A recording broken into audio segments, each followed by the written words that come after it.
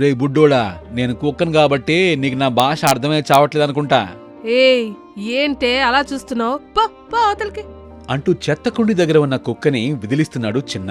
అనాథ అయిన చిన్న ఆకలితో చెత్తకుప్పలో దొరికే ఆహారం కోసం వెతుకుతున్నాడు. ఒక జ్యూస్ ప్యాకెట్ కనిపించింది. కాని ఆ ప్యాకెట్ పక్కనే కుక్క ఉంది. అది ఎంత విదిలించినా పోవట్లేదు.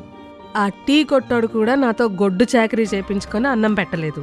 ఇక్కడ చూస్తే నువ్వేమో ఈ దొరికిన జ్యూస్ కూడా నాకు దక్కనిచ్చేటట్లేవు అని కుక్కను తిడుతూ దాని గెంటే ప్రయత్నం చేస్తున్నాడు. ఆహా, నేను బోను. ఈడెవడో నాకన్నా కరువులో ఉన్నట్టున్నాడు. ఏ పోవే. ఛ, నువ్వు తాగవు, నన్ను తాగనివ్వవు. పోవే అవతలికి. ఛై పో. రే పిచ్చోడా, అదేదో తేడా జ్యూస్లా ఉందిరా, అందుకే నేను తాగట్లేదు, నేను తీసుకునివ్వట్లేదు నువ్వు ఇలా మాట వినవే, కర్రతో 2 పీకితే గాని పోతావు. పో.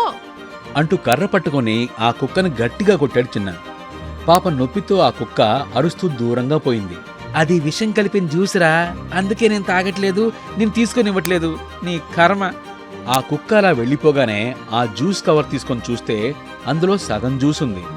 అమ్మయ్యా, ఈ రోజుకి నాకు ఈ జ్యూస్ అయినా దొరికింది అని గటగట ఆ జ్యూస్ తాగేశాడు.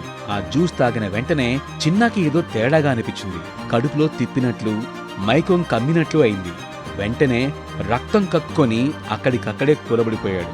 చిన్న చనిపోతాడా? అసలు చిన్న జ్యూస్ అనుకుని తాగింది ఏంటి తెలుసుకోవాలంటే వెంటనే వినండి. కుకు ఎఫ్ఎంలోని Baazigar care of Hyderabad audio book. Download Kuku FM audio book app now.